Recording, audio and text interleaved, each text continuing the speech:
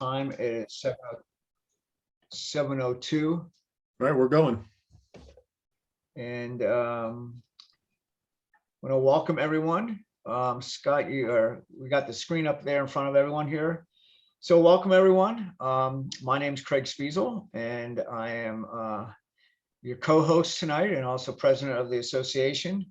And with me tonight, we have a few of the other officers. We have Mark in the corner up here, Mark Walters, and Mike Hatmaker, and Joyce is hiding back there in her kitchen, looks like. So thank you, the rest of the board, for joining us tonight here. If you want to advance the slides, so we're gonna we've done a brief roll call. I expect other people will join in there. We want to give a few updates. The plan is Brooke Broad is from the community engagement group. Wants to talk about the comprehensive plan. She's not on yet, so we may flip that and have Jay from the planning, City of Bellevue Planning and Parks Department speak about the grand connection made about our park update. So Jay, maybe you know, so that's good. You'll get done earlier. And then after Jay and Brooke finish, we'll focus on members only information, focusing on the rezone application, where it's going, a membership update, and also some ideas that the city has thrown out regarding the surplus property on 99th. And Jay, you may know a little bit about that. I don't know if you do. Pam and I spoke. There's a surplus property on 99th, and there's been a whole range of pie in the sky ideas that the city is kind of debating, everything from a dog park to a neighborhood park to a land swap. So nothing is formal. We're very preliminary. So we'll talk about that a little bit and some new business. So I guess why don't we just move forward to the next slide real quick. And also I want to welcome a few new people, new faces. Amir just joined about 15 minutes ago. Well, thank you. So glad to have him on. And I'm not sure, Barbara, if you've been on before. Some new faces, and Wayne, I'm not sure we've seen you before on there, but welcome everyone. First of all, I want to give a big shout out to Robin and Larry, by the way, and for hosting our neighborhood talk and walk. I think it was February 19th. Great turnout, about 35 people. We had the deputy mayor, we had Jeremy Barksdale from City Council, and it was great. We had some great kids, a little bit of everything. We got a great photo there with Chuck in the corner there, and Jeff with the baby carriage. And so it was really a great way for members to get to know everyone. So again, Robin, thank you once again for hosting. It was a great program. So our pleasure. So we also just had Irina is joining us right now. So a great thing, and we plan to do an activity like this every other month, because it is really a great way for people to meet each other. And Mark, it was your original idea. I don't know if you had anything you want to add about it, or It was just a great idea.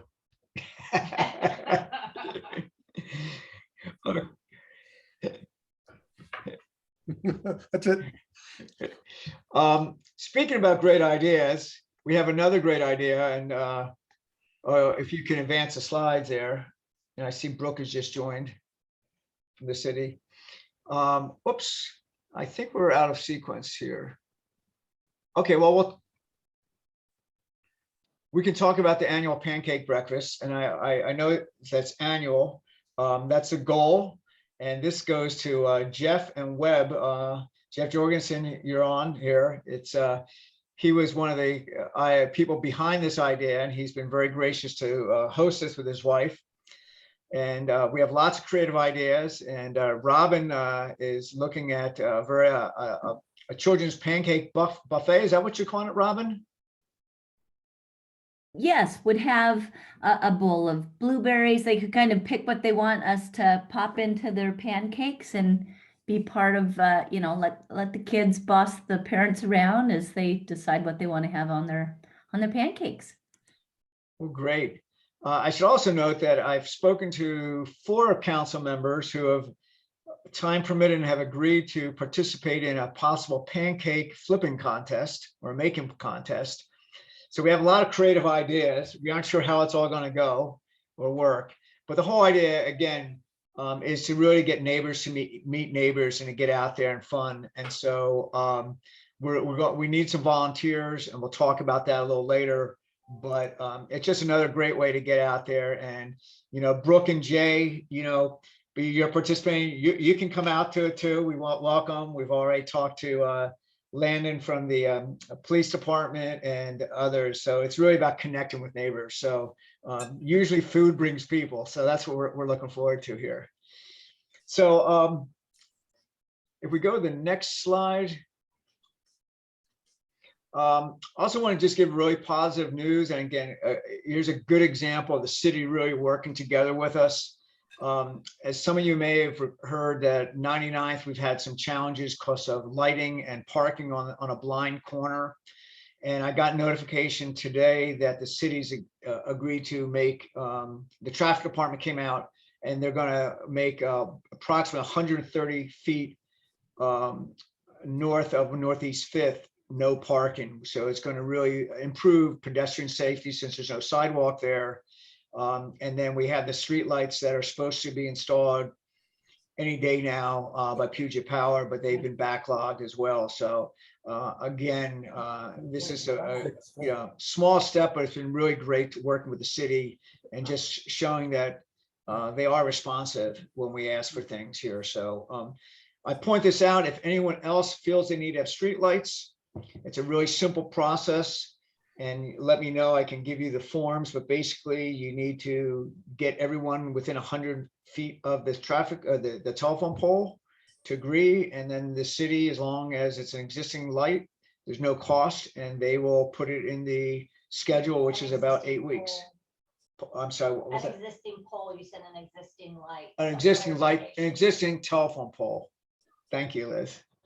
Liz is my wife there. She's also my editor at times. So, so with that, I think the next slide is Brooke, and I want to give a quick introduction. I guess worked with Brooke over the past year in different areas of comprehensive plan, neighborhood and plans, and such. And we've had a really healthy dialogue. And I think one thing I really appreciate, Brooke, is that we can have candid conversations and she listens. So thank you, Brooke, and I appreciate all your support. And we invited her to speak tonight because there's an initiative coming together that I thought that it'd be really good for members of the association to hear firsthand. And so with Brooke, I'll pass it off to you. Great, and I'll just, I guess, tell you when to move forward with the slide. So as it says on the slide, my name is Brooke Broad. I serve as the community engagement lead, not for the entire city of Bellevue, but for the planning division. And planning is one team within the overall community development department. And in our role, we are really focused on the long-term vision of the city and usually big projects, right? So we're not going to be focused on like a particular building that's going up in downtown or, fixing a street, but we're trying to look ahead 5, 10, 15 years into the future at different parts of the city, at the entire city, and trying to think holistically about things.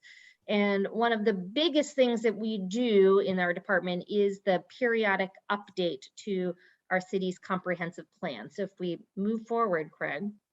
So comprehensive planning goes back, or the current way that we do it goes back to sort of the late 80s and 90s. And this will probably sound familiar to a lot of folks, right? It was another period of pretty exponential growth in the state. And a lot of it was pretty uncoordinated. None of the cities in the region were planning together, and there was a lot of danger of really sort of uncoordinated sprawl, of becoming a lot like Los Angeles or Houston, right? And people, were definitely concerned about losing rural farmland or wildland, impacts to the environment. And so the state legislature came together and passed what is now known as the Growth Management Act. And this law creates a framework for thoughtful and coordinated planning across the state and within the region. So it has a couple of big goals. One, we want to encourage growth in the urban areas where there's already infrastructure to support it, right? Building infrastructure is expensive. We want to encourage an efficient transportation system that incorporates lots of transportation options and allows people and goods to get around the region efficiently. We want to plan for a variety of housing types that are affordable to different income levels and meets, different needs of different families and ages. And then, of course, protecting the environment in rural and natural spaces. So since the initial passing of that law, there's been lots of updates. There are other sort of factors that come into it. So there's a regional body for just the Puget Sound that works on it. But it directs all the cities to have a comprehensive plan. And our comprehensive plan has 3 parts to it. So volume 1 that's the volume we're going to be updating over the next couple of years, has all our general elements. Elements is just, jargon and planner speak for chapters. And we see a variety of chapters that kind of has all the building blocks of a city, from community engagement to parks to human services, utilities, all those things. There's also a volume 2, which has our sub area or our neighborhood area plans. And that has some of the specific zoning maps and stuff. We're not actually touching that part. We're just focusing on volume 1 in this effort. And then we have a future land use map that again is not about zoning, but really kind of broadly helps us decide how we are organizing the city and where kind of growth might occur. And so if we move forward, so it's important to keep in mind that the comprehensive plan is pretty high level. It's a policy document, and policy is really about setting a vision and articulating goals and choices. Policy it focuses on what we want to achieve, but it's not an action plan. It's not zoning laws. It's not regulation. It doesn't spell exactly how to do that, because these are long range documents and we need to allow for some flexibility in how we reach our goals, because we need to be able to respond to future needs, innovation. We don't know what technology is going to bring in 5 or 10 years, right? And policy, but policy does lead to concrete things that we see in the city. It can lead to development, the creation of new neighborhoods like the Spring District, or even development and creation of new parks like Maidenbower. It can involve investment, and it does lead eventually to regulations or code, but it is not code itself. Now we move forward, Craig. Next slide. So, in this update, we have a couple of goals. Some of them are in line with current city council vision and priorities. Other ones are goals that are coming to us from recent state legislation or through our regional planning body, the Puget Sound Regional Council, that brings in like Kitsap, King, Pierce, Snohomish County to all kind of plan together. And so this plan really will continue to see Bellevue evolve as a metropolitan center, that anchor of the East Side.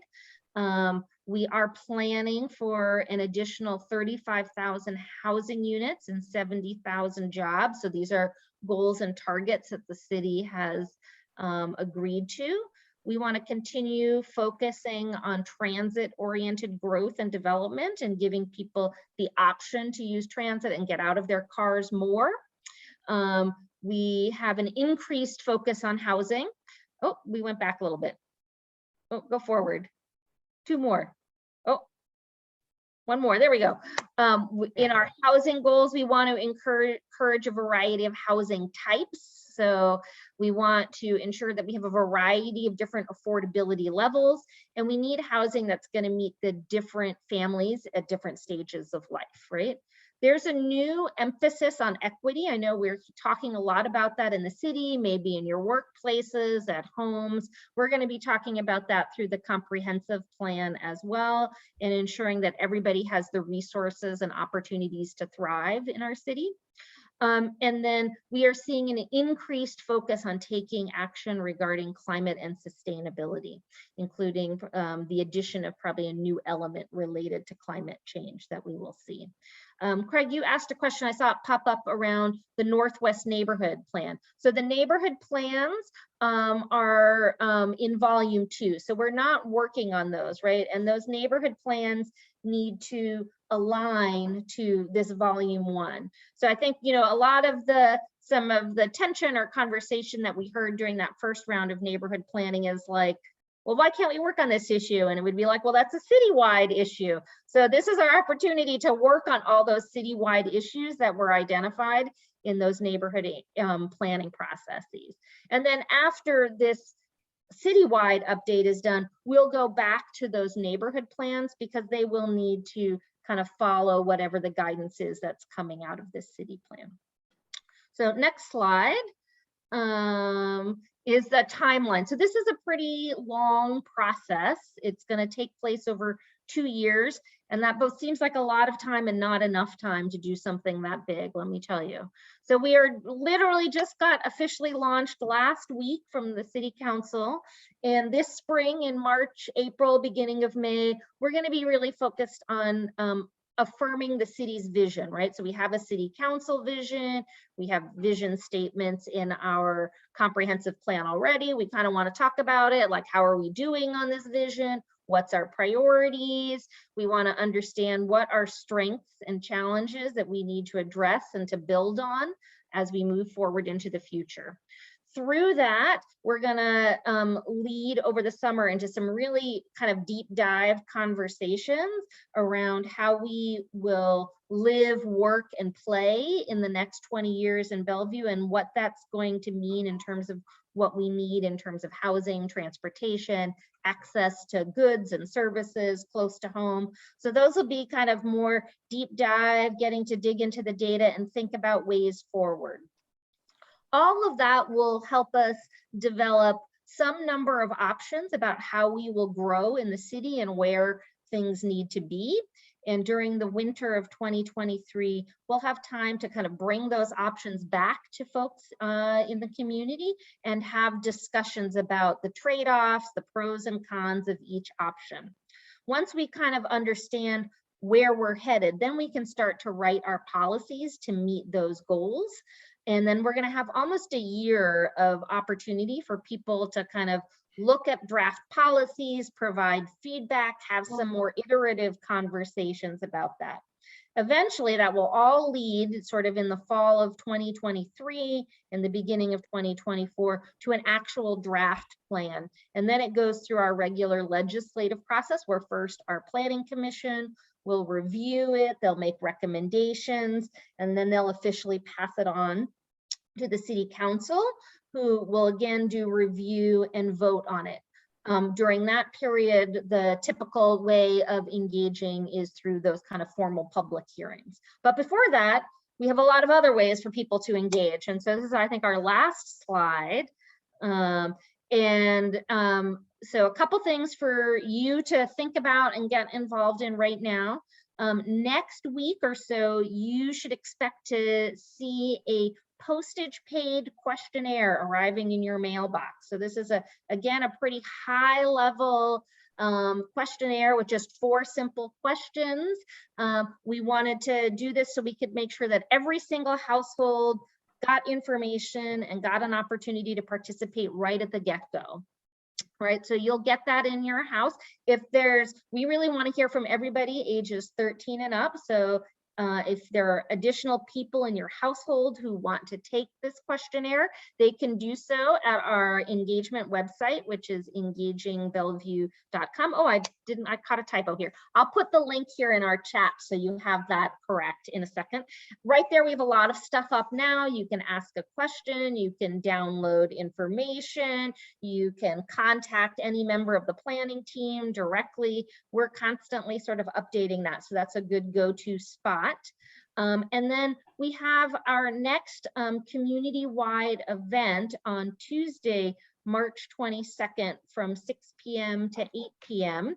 And this will be just a visioning conversation. We'll do a tiny bit of presentation, and then we're going to break people up into groups for some facilitated conversation about what people hope to see in the future of Bellevue. You know, it's not on this slide, but we also want to let people know that we're kind of really excited to be out and about in the community again. So I've made a note about April 23rd. I think we'd be happy to come on down. I love pancakes. It's one of my favorite foods. I think, you know,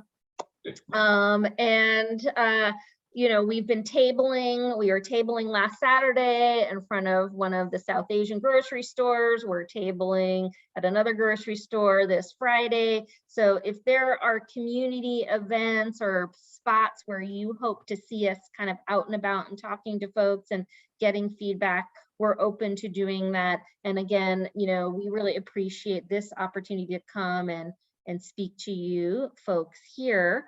I don't know how much time we have in your agenda, Craig, but I'm happy to kind of stop and take some questions. And We have, you know, 5 or 6 minutes for questions. And by the way, we'll revise this slide with the correct URL, and then we'll post this consolidated PDF. So this probably won't be the only thing that we'll catch in the process tonight on there. So one question is, why are you calling it 2044? Well, because the plans themselves are meant to look forward 20 years, right? And we are going to adopt this plan in 2024. And so 20 plus 24 equals 44. So Got it. other questions, but that's a good one. That's called a softball. Hey, Brooke, it's great to see you again. I'm glad that you're still at it. Yes. Appreciate all your hard work on the neighborhoods. I fell out because I was a little too busy to keep going, but I was wondering, you said circling back to that after the plans in place, what does that look like? Is it going to be a similar format and just going up? Yeah, so we initially were given direction from City Council to sort of update. So Bellevue is divided into 16 different neighborhood areas. And we, you know, after a lot of fits and starts, we got through Northeast and Northwest. And we're going to take a lot of what we learned in that process. And after this is all over, you know, adapt that to the next 2 neighborhood areas. You know, the initial plan was to do Crossroads and Newport as the next ones. You know, I don't know if that will change. You know, some of this will depend on, you know, City Council and those kinds of things as well. So we would probably start that process sometime in 2024 as this one is winding down. The neighborhoods are all ongoing throughout this process, and then sort of like the Golden Gate Bridge, you go back to the beginning and paint them over again. Yeah, exactly. It's meant to be kind of a regular cycle of planning. Gotcha. Okay, thank you. Chuck has a hand up. I think Chuck has a question. So Joyce has a question first. Well, it was just a quick one. We're going to get the questionnaire next week. Now, those are to the current residents of Bellevue. Do you have a list, or are you going to do a separate mailing to the property owners? As an example, our son owns property in Bellevue, but he actually lives in Hawaii.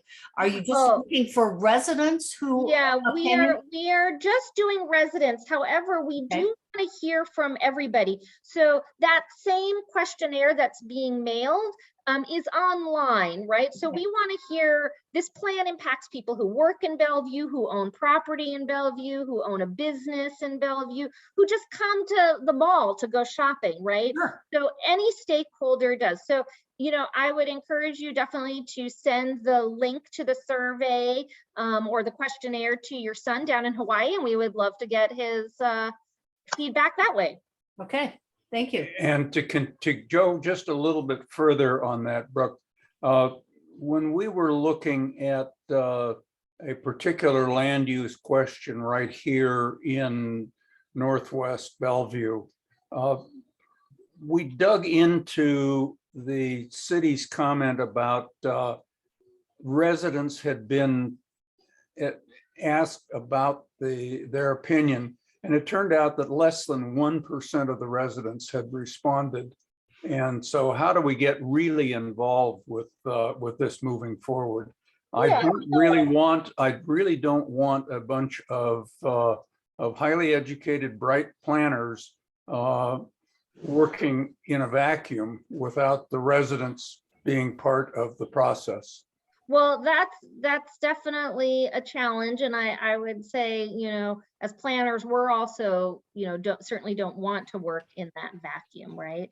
So, we rely heavily on people finding out and self-selecting. So one half of the coin is doing everything we can to just inform people that this process is going on, explain why it's important, why they should participate, and grabbing their eyeballs, right? And grabbing their attention, because people have a lot going on. So, some of the ways we're doing it, that's one of the reasons why we wanted to make this big investment right at the beginning, to do a mailer to like 64,000 households. That's a lot of mail to go out, and a lot of surveys to process, or responses to process. We are working hard with the existing neighborhood associations to get the word out there. And we are going to be doing some significant digital and social media advertising over the next couple of weeks to reach people. And we've also hired right now 3 cultural outreach assistants who are helping us connect with some of our diverse communities who may not know that Bellevue wants to hear from them, who may not be familiar with sort of American civic culture, or just moved here to Bellevue and have no idea that local government cares what they have to say. So, we try to throw as much as we can out there into the universe, and then we really rely on people self-selecting. And that's why being invited to this, right? There's only one of me, and, really, like, Craig, by inviting me here, right, he is a much more trusted messenger to all of you folks and the neighbors in Lochleven than I would be. So, to the extent that you can also really, it's like, I'll date myself here. It's like that old Clairol commercial. She told one person, and that one told one person, and all of a sudden your entire neighbors know. So, word of mouth is incredibly important in this process in getting people involved. Thank And you. we're open to suggestions. That's why I said, like, if you know of a place where we should be out tabling, or all of that kind of stuff, we'll time and schedule and bandwidth permitting, we're trying to be out as much as possible, and we're certainly excited about being able to be in person again. Great, Brooke. I really want to thank you. And Chuck, your question was point on. I've talked to Brooke about it. This is not a new issue. I've spoken to most of the council members as well. It is a challenge, and not just for the city of Bellevue. It's how do you get people engaged, and and how do we get more diversity? And there are certain ethnic groups that it's just culturally it's a different way of getting involved, and so those ethnic outreach is important. And we certainly want to see it above 1%. I would love to see it at 10%. But this is a start. And Brooke, there's also an ambassador program. There's a lot of information that's on the site that the city's trying, and they it's been not heated, but it's been a call for discussion among council members at council meetings that more needs to be done. So this is a start, and we certainly appreciate it, Brooke. We will update the link here, and if anyone wants to contact Brooke, I'm sure she will make her email address available. It's in the chat right now. I'm happy to, when I first started doing this work and I was trying to explain like what my job was, I used to tell people my job is to go meet people for coffee. So I'm always happy for a virtual or in-person coffee with any kind of community member out in Bellevue. So feel free to reach out, and I'm having coffees all the time now. It's exciting. Well, Brooke, we'll see you at we'll see you at our pancake thing. We'll send you more details, and you might have to bring a table, but we'll figure something out there. All right, I'll bring my own spork if I need Well, that's to. good. Well, you don't need forks for pancakes, I think. You That's can true. just use your hands. So thank you very much. You're happy to hang in for a little bit. We want to kind of transition to Jay, another guest speaker who I have a feeling from his reaction, he also likes pancakes, but I don't know that for a fact. We asked and colleague Pam, Urban Planning Department, to kind of bring us up to speed. There's been a lot of, I wouldn't say confusion, but there's been different questions that have come up about the Grand Connection. And we really thought it would kind of be good to hear from the source. And so we wanted to get a quick update. And when we're talking about the Grand Connection, we're really talking about the portion from Maidenbower Bay to the park, so to speak, you know, the one that's pretty much runs through Lochleven. And so, so Jay, thank you very much for joining us tonight. And just Mark will advance the slides as you need them. And the floor is yours. Sure. Thanks, Craig, and thanks for having me here tonight. My name is Jay Gu. I'm the associate planner and urban designer with community development at the city. So I joined the city back in 2020 and working on some long-range planning projects. And I had the opportunity to work on Grand Connection.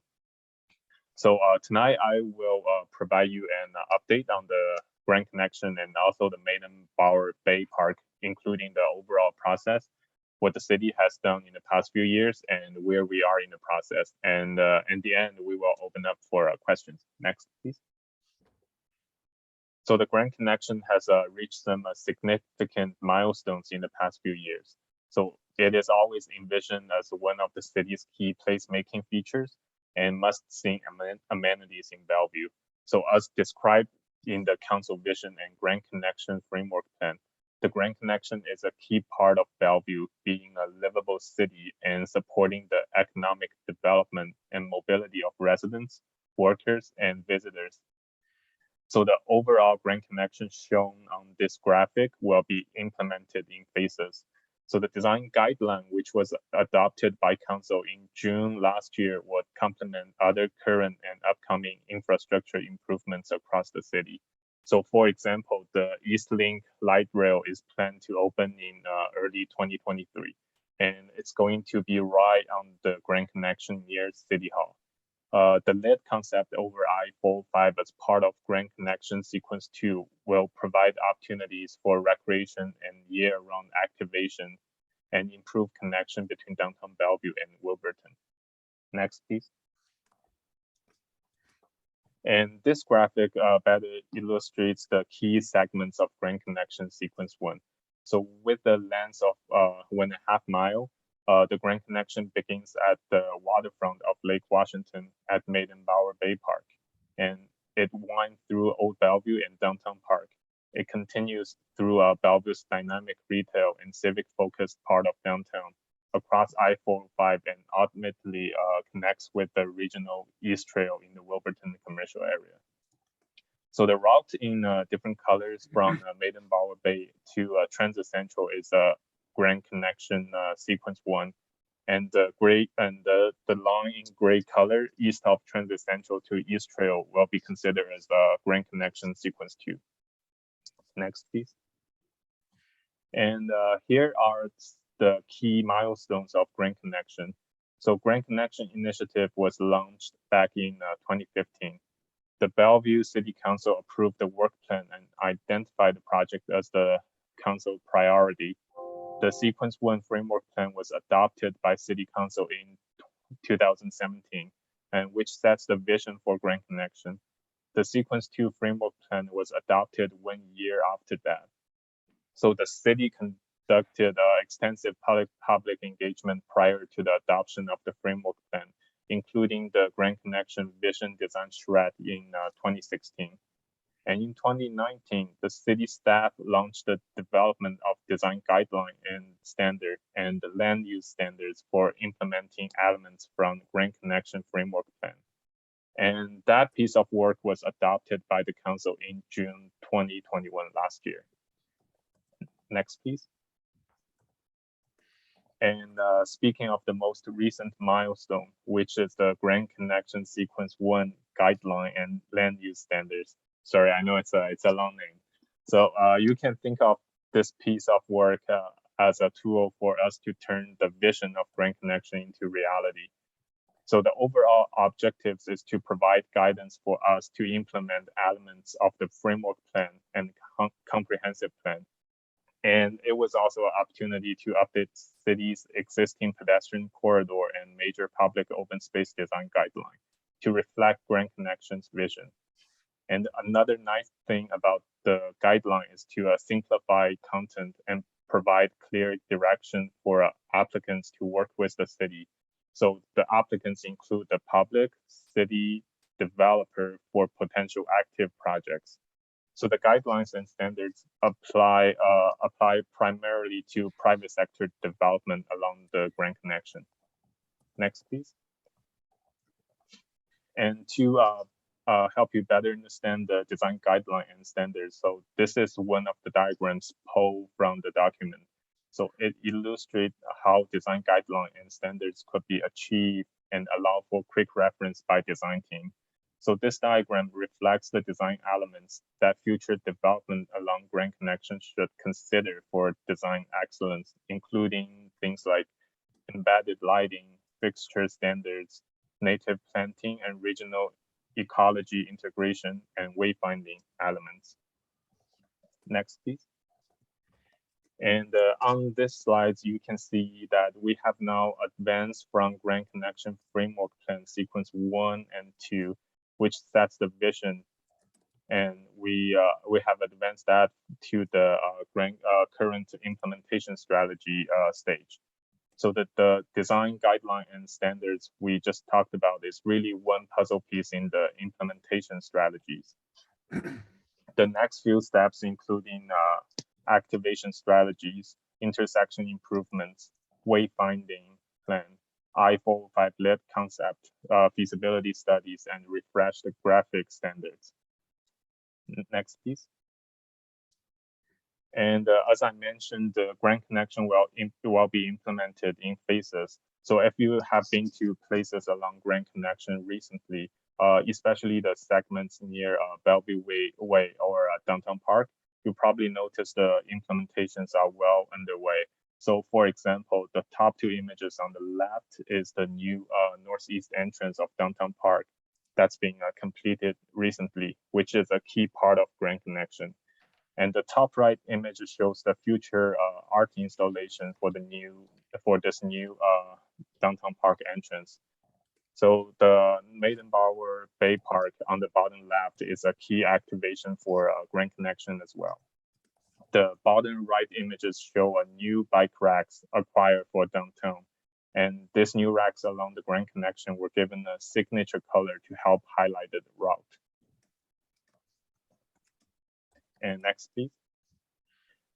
So basically that wraps up my presentation for Grand Connection, and I'm also gonna provide an update on the Maidenbower Bay Park. So Maidenbower Bay Park is an important Grand Connection destination at Lake Washington.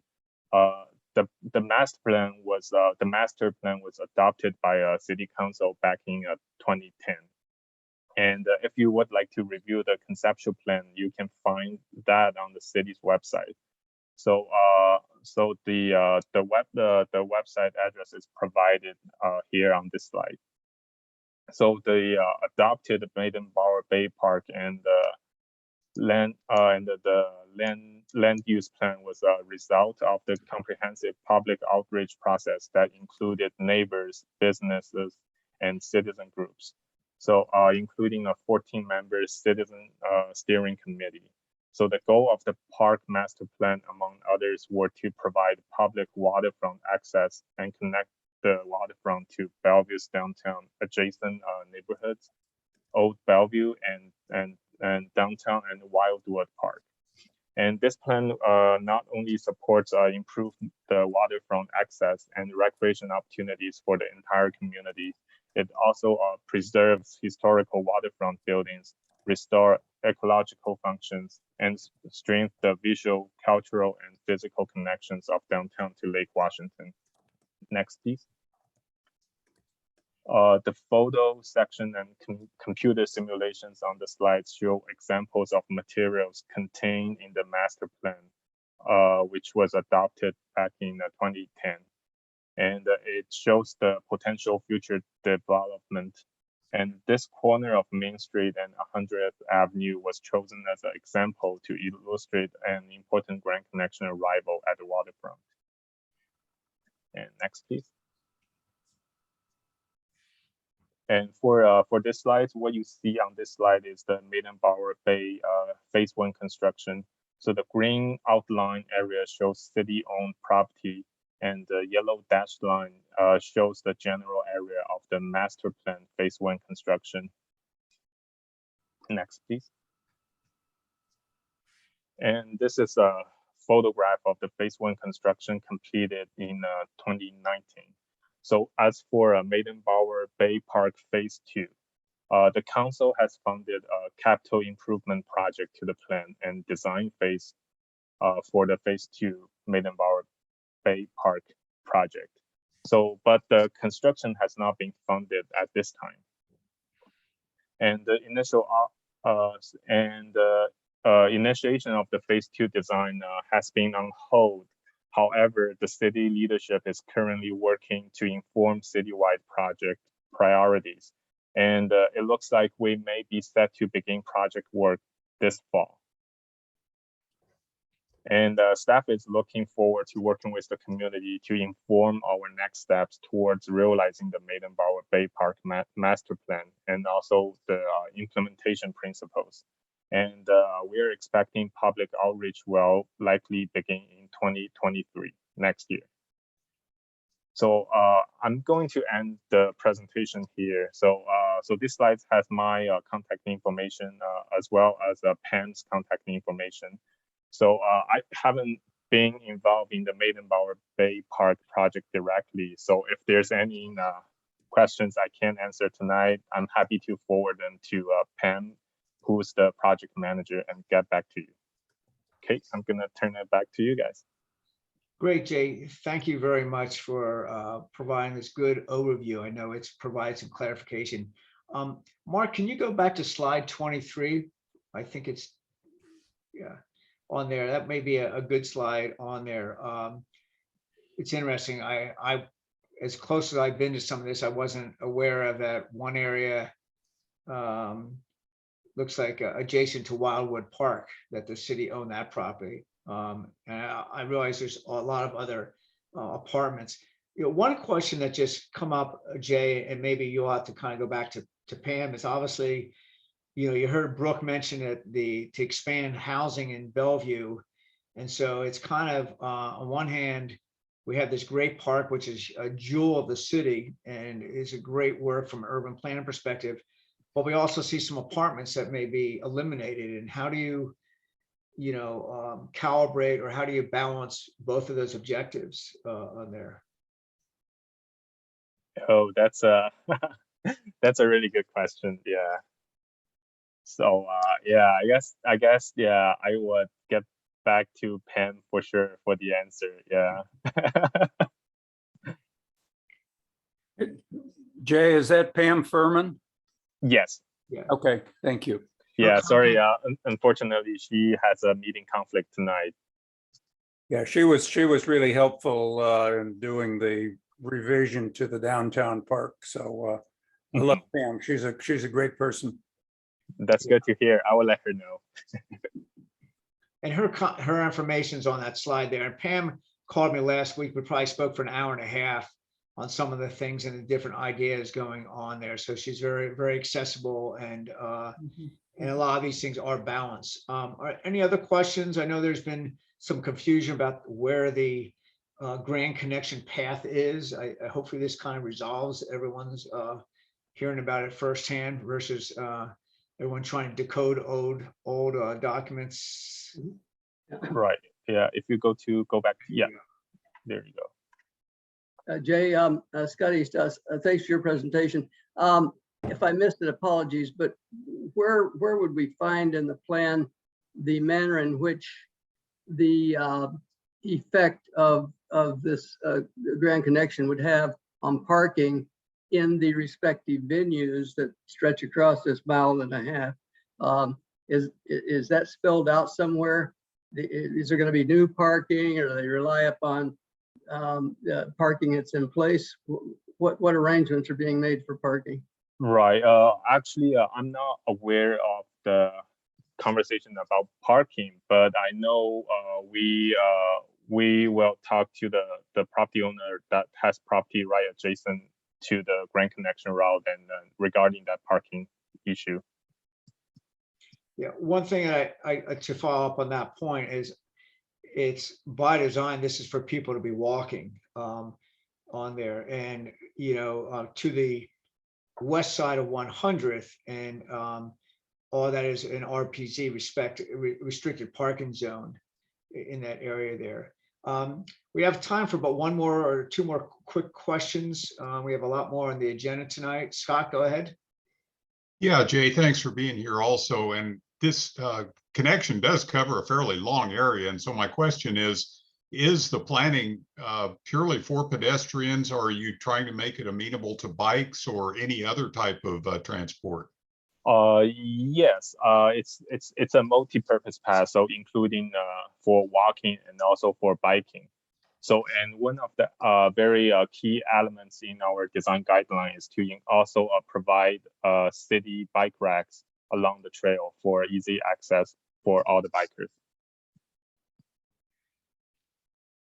Electric bikes are getting more popular. Is that being considered? I'll keep that in mind. Okay. Thank you. Thank you. Jay, I have a question real quick. I have not heard, and it may not be within your department of responsibility, but what about the downtown traffic pattern that is along this area? Many folks are really concerned about how long it takes to drive through Bellevue. And then if we've got this kind of a situation with the Grand Connection, is there a plan, along with all of the other development plans, for, are we eventually going to see one-way streets, as other cities develop? One's going north-south, only north to south, and the other one's going only south to north, similarly east and west. Is there any department that's really looking at this kind of a pattern? Or right. Sorry, go ahead.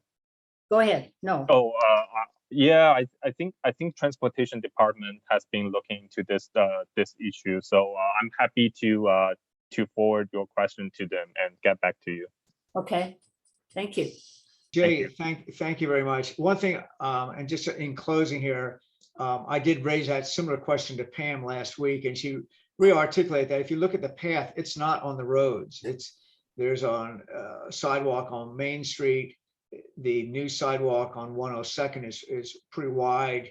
And then it's really going through that alleyway up through the, I guess you call that hill climb there. So I think reality is traffic will have very little. I mean, it's not going to have a traffic impact there that I know of, and is what Pam explained to me there. So, but we'll have these slides available for everyone, and Jay's contact information was on that last slide. Hopefully this helps a lot, and I expect that everyone will walk away with more questions afterwards. And Jay, hopefully you'll be available as well here, but I appreciate you guys taking the time. I know you started, you're already on your 13th hour for the day working here. So, we welcome you also to come to the pancake breakfast. Oh, for sure. Yeah, I love pancakes. Free food. Great. All right. So yeah, so you guys have my contact information. So please feel free to reach out to me with any questions. I'm happy to help.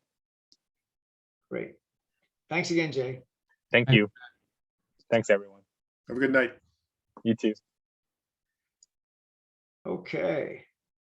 I think we can go to the next slide.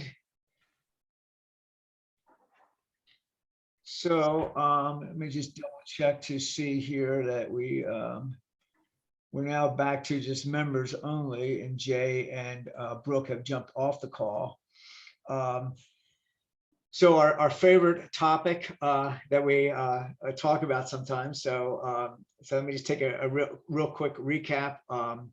We've accomplished a great deal recently, and the chimney rezone is still going on.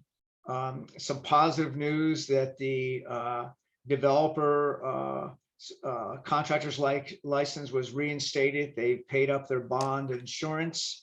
And apparently we learned yesterday, today, they're now working on asbestos removal in the building. And that's the first step before demolition. At the same time, some of you may have heard that about 6 or 8 weeks ago, I can't remember exactly, Scott, you might be able to keep me honest on this one, is that we were surprised the contractor removed all the perimeter fencing. And we started having more concerns about a safety aspect of things. And then there was some recent arrest, copper piping. And Scott, maybe you can share a little bit else about some of the other thefts or incidents that have occurred in that area.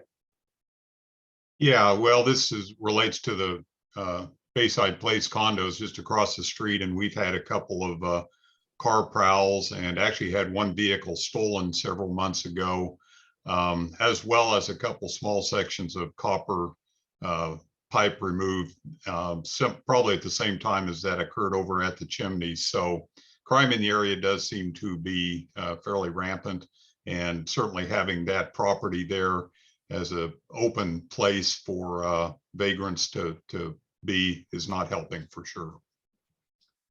So the good news is the police have gotten engaged. They have, obviously someone had called, they made an arrest of 2 individuals on last Sunday or Monday, a week ago. And they are pushing the developer to reinstate the fencing, and the board is working on a follow-up communication right now to encourage the developer to do the same. So so that's kind of a little bit of the current status. Public comments to date, 50 public comments have been filed, and this is what's on public record, and all of them have been opposed to the rezone. And so, and that's been clarified in the record on there. And this is data as of last Friday, so it's possible some more have been received there.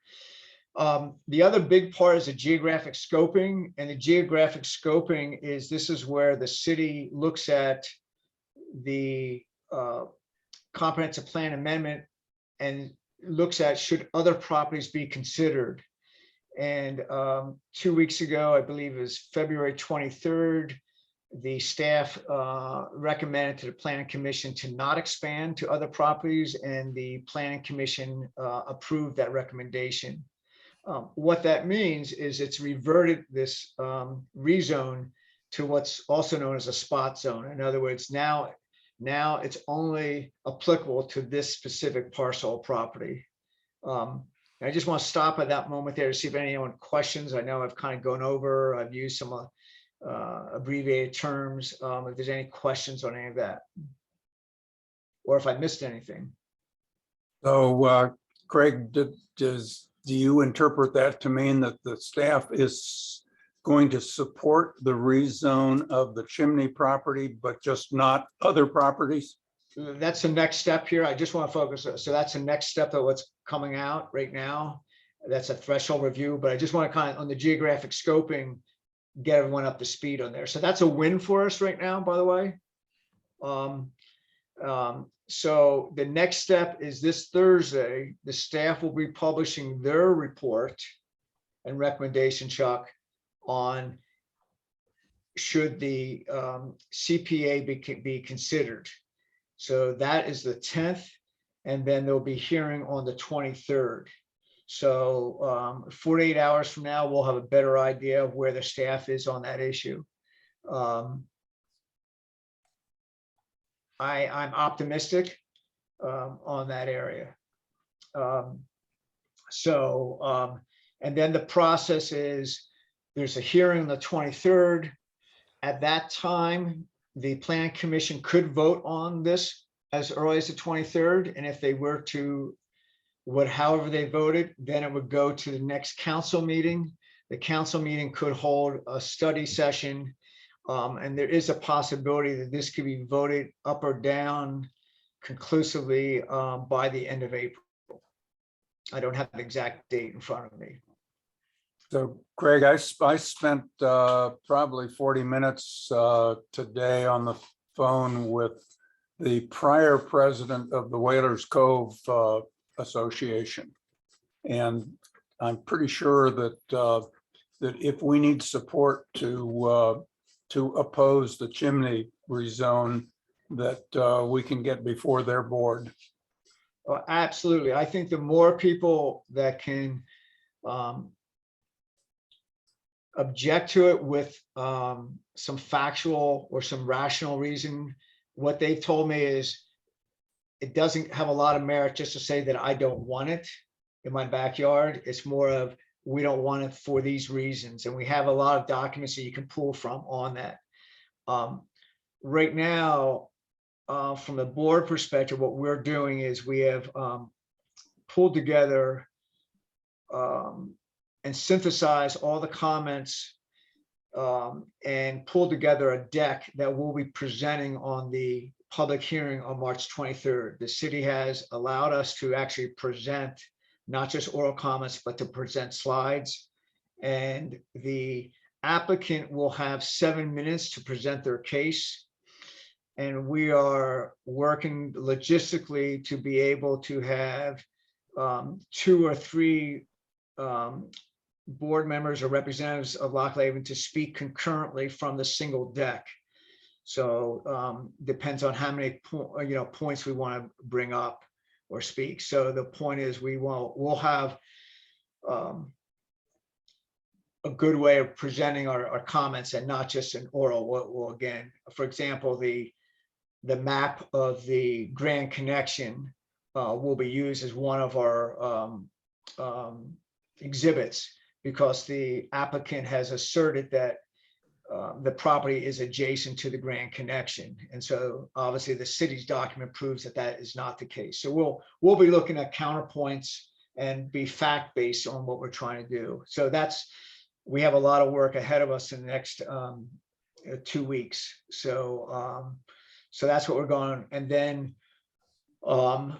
also between now and then, we'll be sending out a summary mail of encouraging other people to speak, and also to send out other documents and such on there. So what we now have to focus on is the real nuts and bolts of the spot zone, which is effectively making a change in the interest of a single property owner.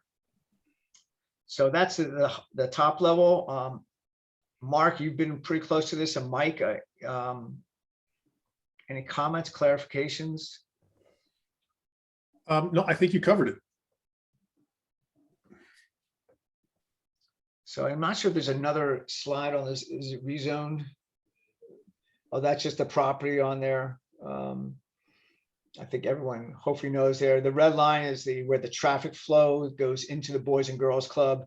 This will be another slide that will be an exhibit of the concern of the traffic patterns. Another document will be, for example, the applicant says they do not plan to add any additional parking that is in their formal application. So that creates another challenge if you have retail space, where are people going to park? So there's a lot of things that have been stated in their application that you kind of scratch your head on that. So our point is, quite frankly, to go point by point and to argue why all the issues are pertinent. I guess I will add one thing. If folks wanted to, if folks have concern about children accessing the now open Chimneys condo site, I mean, it's wide open. And I know from when I was a mischievous young boy, I probably would have gone in there. And so it's right next to the Bellevue Boys and Girls Club. So if we could contact the city and let them know that we're worried about this place attracting children who might get hurt, we'd encourage that. Right, I should note that Mark wrote a letter to the developer probably 3 months ago because concerned that the fencing wasn't secure. It was kind of open in different spots. And the bad news is he responded by removing all the fencing instead of closing it up. Yeah. And the strange thing is, the fencing, it seems like the fencing is still there. It's just stacked up around the property. So it's very, very odd. Not sure what's going on, but we're not, one of the problems that we have here is we're not really getting any communication from the developer or the developer's attorney other than to complain about, for example, people calling the police because of activity on the site. It's like, where is the developer? Does anyone know where they? So they have an office right here in the new townhouses that were built, and we were told that they live like a mile away from here, In Medina. somewhere in Medina. Yeah. Weird. Everything about it's weird. There are a lot of things that you just kind of wonder about things here. But so the good news is we're taking a fact-based approach. We'll probably we'll be meeting as a board sometime next week to kind of flush this out. And if anyone wants to, roll up their sleeves, we welcome their involvement in that area. So why don't we, for sake of time, move to the next slide. We're a little bit over. Oh, I'll go back up here. This actually walks you through here. This was a slide that, the geographic scope, the check mark is that's been completed, and the next part in the red box is what's going on. And so this is where we have to, this is our big shot. Our goal here now is to convince the staff to not approve it, the city planning commission not to approve it. At that point, the council would not be adopting it into the work plan. So that's our goal, is to stop at this point. If not, there is another step in the final review. If it moves forward, again, another set of hearings and such on there. But this is our goal, is to stop at this point. And then if that happens, the applicant can reapply in 3 years and go through this process again. Okay. So moving forward, Mark, this is your slide here. Yeah, so we've in a short amount of time, we've got 50 subscribing paying members, 76 residents, so that's not too bad given how new the organization is. The Next Door group is doing pretty well too. We've got 77 members, got a little bit of money in the bank, so that's pretty good, $2,200 around there. One of the things that I've been doing on Nextdoor, and if you're on Nextdoor, you'll see, is I've been posting photographs of all of the condos and apartment buildings that actually have a name on them. So, trying to get an outreach for membership, and we'll talk about outreach in a little bit as well, but we're trying to expand membership. And so if you know people, ask your neighbors to join. And so we'll come back to that in a bit. We recently filed for official nonprofit 501c3 status, and that just gets approved, right, Craig? There's no review.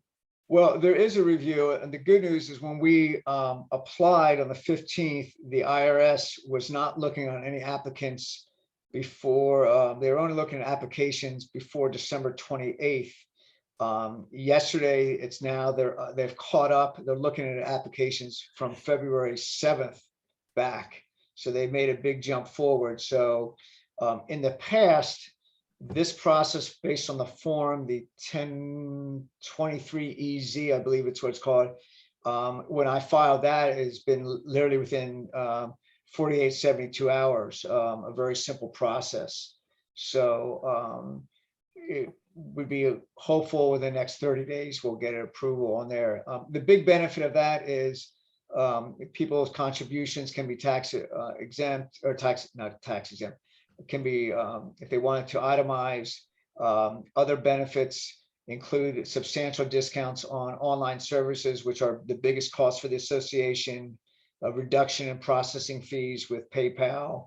So there's a lot of other benefits for us, as well as we'd be available to receive grants if there was a project, for example, if there was something we wanted to do in the neighborhood.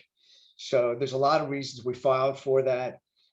So I would hope possibly as soon as the pancake breakfast, we'll have some good news on there. Yeah. So is this where my recruitment, my outreach part goes? I should note we have 51 paying members. We had one member that joined right before the call tonight. So Here. Yeah, Amir's on the call there. Thank you. And Nextdoor is, if you're not on Nextdoor, I really encourage you. It's really been a great vehicle for recruitment, but also just for discussion of members, people concerned about different issues. It's been a great way of engaging people. So it's better than email in that respect. So we are going to continue to work on recruitment. And Mark, thank you. So your photos. Yeah, I want to go back to something. So let me just back up here a bit. So we've done a pretty decent job of getting members, I think, sort of in the west of the Bellevue Square Mall area. But we need to grow some membership down here by the lake. We've got the Whalers Cove Condominium Association. That place is huge. There's got to be 1,000 people that live there. And so if people, it sounds like Chuck, you've got a relationship with somebody there. So if you could encourage their board to join. We recently had someone from the View at Maidenbower join. We had a couple from there join. I think they found out about it on Nextdoor. I think we also need to order some more signs so that when we're having these meetings, we can really cover the geographical area, because I don't think any signs are going down towards the areas along Lake Washington or the View condo. So like the folks that join from the View, we're going to ask them if they'll adopt a sign and then, put the signs out when the meetings come and when things are going on, because, these are our neighbors, they're our members, and we want them to join, we want to get to know them. So if you know people at condominiums, if you know people on the homeowners associations, if you know people that live in the apartments in the area, encourage them to join the Nextdoor group and encourage them to come to the meetings, and then let's encourage them to join. Does anybody, Robin, I know that you have given some of your real estate signs, and well, I think we might need to get more of those so that we can order more signs and have more of the tripod signs spread out. So, that's easy. yeah, so if you could help with that, that'd be great. And if you have any real estate friends that want to donate some signs, we'll take them. I do. I'll get you a batch. Thanks. And then Craig, you and I had talked about yard signs briefly. Yeah. There was a little bit of an exchange. I'm willing to look into that a little more. I saw that email from you that they were more expensive than I thought they were. There may be a happy medium between those, but it might not be a bad idea to just do 25, 50 of those, Yeah, absolutely. I think, all these things, I don't know how many signs we really need, but we have materials for 6 signs. And I echo Mark's comments. I think, 12, I could see easily, Lake Washington Boulevard, 100th, and then going over towards 92nd and 93rd and the other ends there. So, the signs work pretty good, Robin. The ones that you provide, I think you provide 4 of them for us. Is that right? Yeah, I think so. Happy to give. Again, there's a lot of retired agents and a lot of old signs that could be repainted. So. Yeah, I mean, the ideal things is that they're in relatively good shape. But what I did do is sanded them down a little bit, and then I primed and painted them. So it was kind of a Martha Stewart project in my garage doing that. But, so you did a great job, Martha. Oh, very good.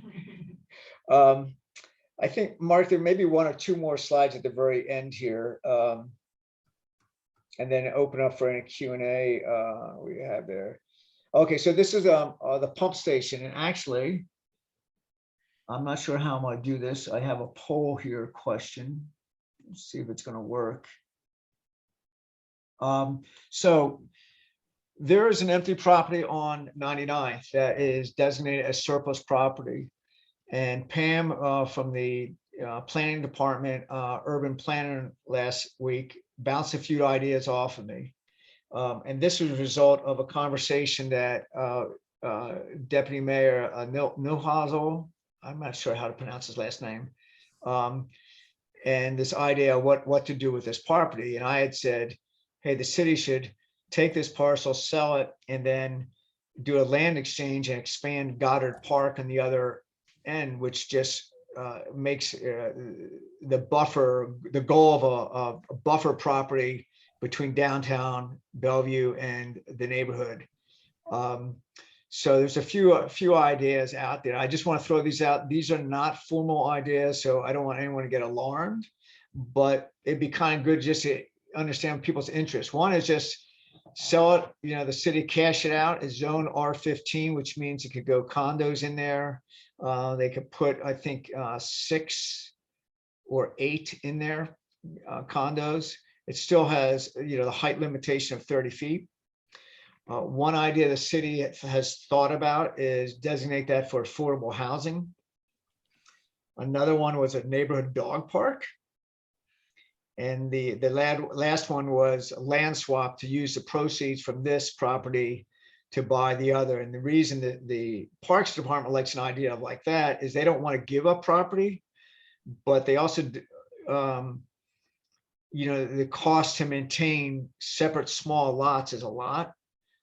So the idea of it being continuous to Goddard Park would be a lot easier and cost effective for the city to maintain. So these are just some ideas, and just kind of, any comments anyone have on here. It's a really preliminary stage, but this is an opportunity for us to kind of gauge some interest. And really the people that are the property to the right, that house, and then the condos to the left are probably the most to gain or lose. But anyone, any thoughts on this? I'd chip in. When we were negotiating with McGrath brothers when they wanted to put that property in, and we supported it with the height limits and so forth, one advantage of going ahead now and encouraging some of these lots to get developed is that if we put it off longer, then there could be adverse zoning to us. The longer we wait, the more potential there is for the city to upgrade the zoning. So getting something in there has something to be said for it. And in a way, so does chimneys. It protects us a little bit for a few years from other projects. If it stays vacant too long, who knows what will happen. Let me do this here. Do you guys see the poll? I'm always up for a dog park, man. Okay, so here is yeah, so it's we have a lot more people. We have 19 people. We only have a few people voted right now. Obviously this is not binding, but it's just kind of directionally, just to kind of understand where we're going on there. So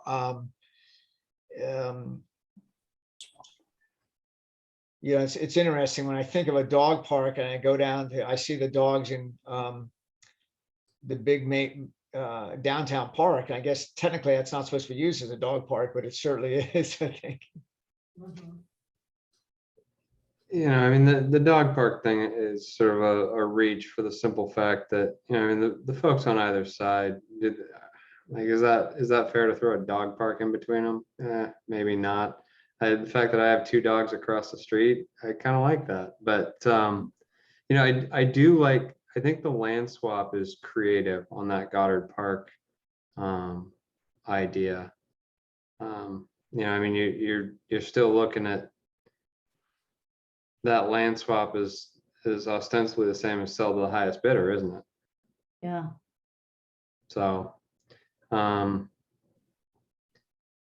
Yeah, again, not to bias it too much there. I mean, this property is worth at least 50% more than the other property on 100th. And it's just due to the size, the zoning, and it's not on a busy road. So the gut feel from the city is they could take this, sell it, and have cash in hand buying the other property. Yeah, but Or those funds are simply gone and they don't, you know, so that money could just be absorbed into their budgets. It's happened Yeah. before. And I should also note, by the way, this area here, if you came on the call late, the city has agreed to make this whole area, that area in front of this, no parking. And that's basically a safety hazard on 99th on that corner. It's a blind turn. And also because there's no sidewalk there.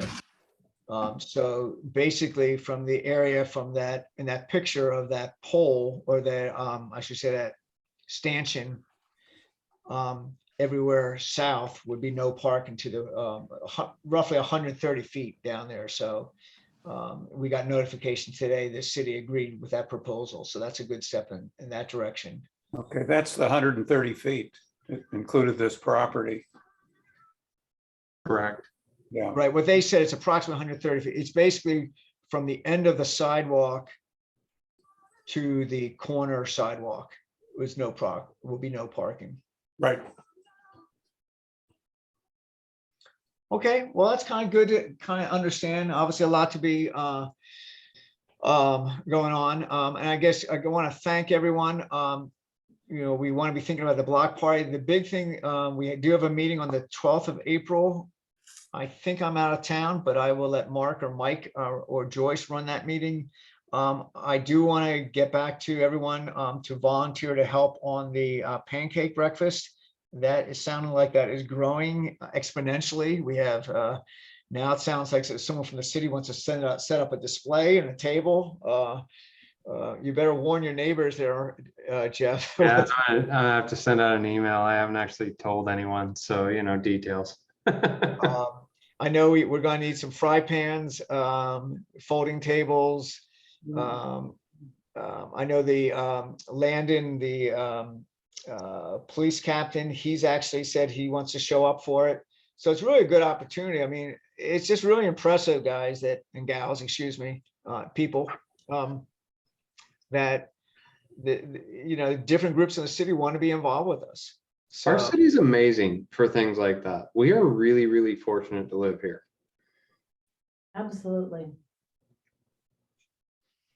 so Jeff, do you have anything else you want to comment on what you need? I know you are swamped with year-end tax and And dead people. Yeah. It's a little much right now, but it's all good. I can see a little bit of light at the end of the tunnel here. At the moment, I can't really think of anything. I think we put it all out there.